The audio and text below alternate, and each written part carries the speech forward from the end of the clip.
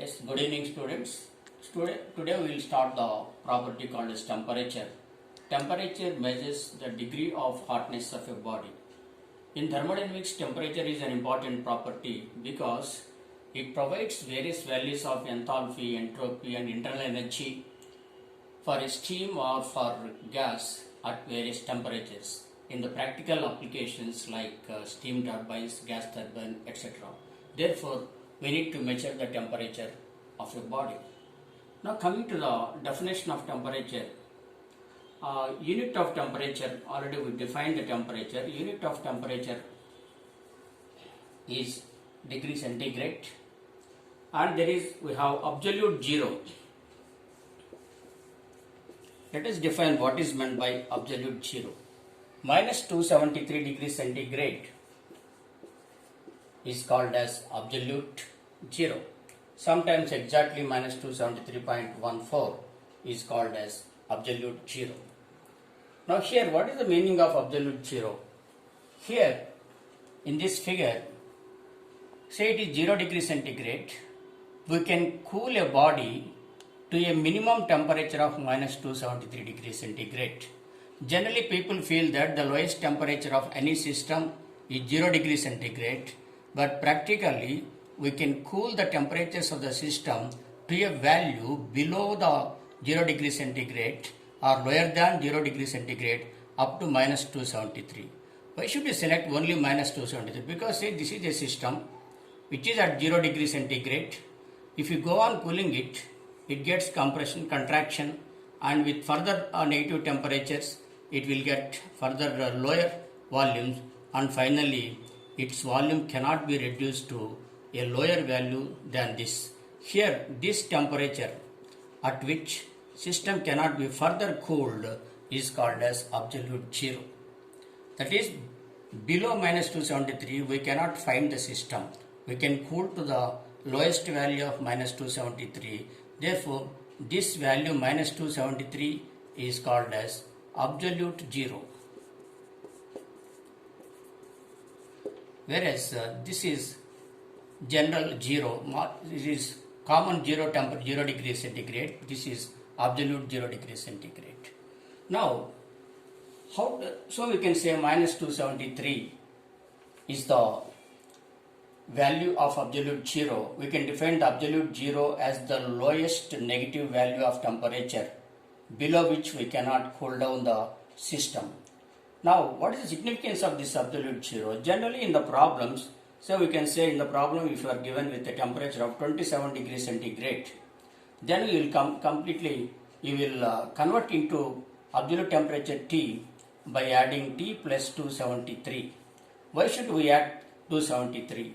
For example, here to get minimum 0 degree centigrade, this is at minus 73, we have to add plus 1, plus 2, plus 3, plus 4, 5, 6, 100, 150, 200 and 273 to get 0 degree centigrade.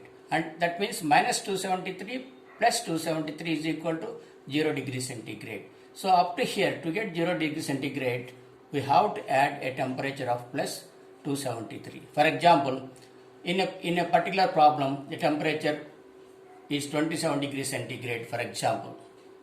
Then at this point, the absolute temperature is 273 plus 27. This is T is 273 plus 27. Then we get a total value. For example, here T is 27 plus 273. We get 27 plus 273, that is equal to 300 Kelvin. So absolute temperature T is equal to 300 Kelvin. In all the problems, we add 273 if normal temperature is given. So that is about the temperature, which is an intensive property. We can say temperature is an intensive property because it measures it doesn't measure the quantity, but it provides only the quality of the system. Now we go to another property called as specific volume.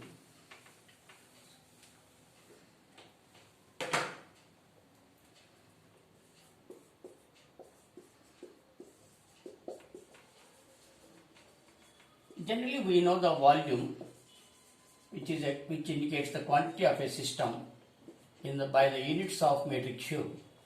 Whereas we use the specific volume, we indicate the specific volume with the units of metric cube per kg. What is the practical physical significance of a specific volume? A specific volume, for example, 10 kg mass of a substance has a value of 70 metric cube of volume, then 1 kg mass of a substance will have 70 metric cube per 10 kg, that is equal to 7 metric cube per kg. Now 7 metric cube per kg is called as specific volume. Why should we study the concept of specific volume in thermodynamics? It means 1 kg of one substance may have a specific volume of Vx. Same 1 kg of another substance may have volume of Vy, or here Vy may be greater than Vx. For example, if you pour say some volume of say here some 70 metric cube of volume, here we pour water here. Same in the another vessel we pour, here we are pouring water, here we pour another oil like petrol or anything, and again we pour 70 metric cube. Here they are occupying equal volume. But if you take 1 kg of water and 1 kg of oil, and if we add heat to this 1 kg of water, and if we add heat this 1 kg of oil, if we add the same heat, water may occupy some volume and oil may occupy another volume. Even though their masses are same, but they occupy different volumes. So that means unit mass of water occupies one particular volume, unit mass of oil occupies another particular volume. Maybe if you consider thick oil here light water, whenever you heat the 1 kg of water, it occupies more volume. Whenever you heat the same 1 kg of thick oil, it may occupy less volume. Here it means 1 kg of water is occupying more volume, 1 kg of oil is occupying less volume.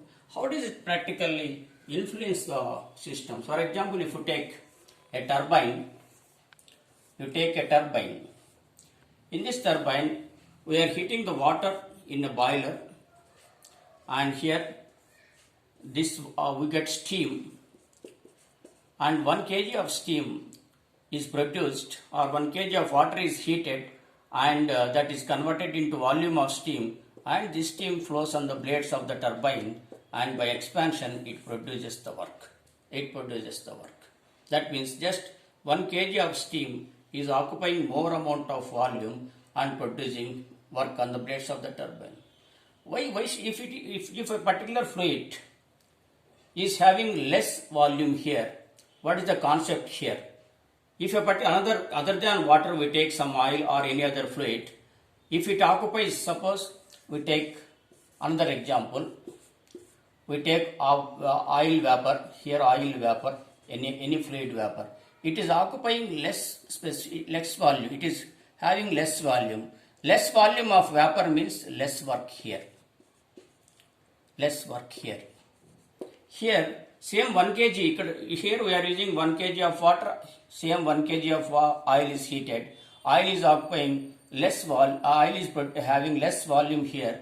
Here, what steam is occupying more volume. Same 1 kg of water converted into steam, occupying more volume and producing more amount of work here.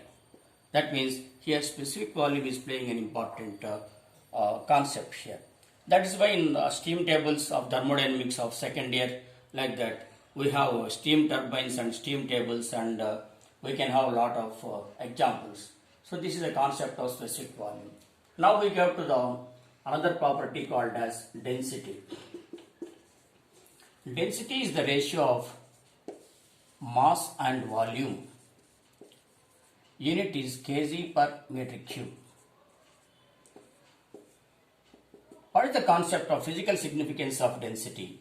You take 1 metric cube of in 1 meter cube volume, you pour water, it may have 1000 kg mass, and in the same 1 meter cube,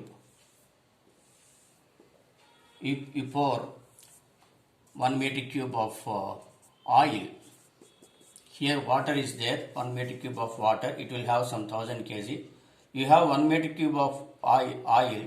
If you weigh this 1 meter cube of oil, it may be having some 1300 kg. That is, volume is same, but 1 meter cube of volume, after weighing it shows 1000 kg. 1 meter cube of oil, after weighing it shows 1300 kg. That means here, for the same volume, for a given unit volume, this is called as 1 meter cube, is called as unit volume. For this given unit volume of 1 meter cube, water is having less mass and oil is having more mass. Therefore, which is having more density? That is, oil is having more density. So we can see this symbol is rho. We can say that rho of oil is greater than rho of water. It has also some significance in the flow of fluid and in the law of conservation of momentum, law of conservation of mass. We use the property called as density.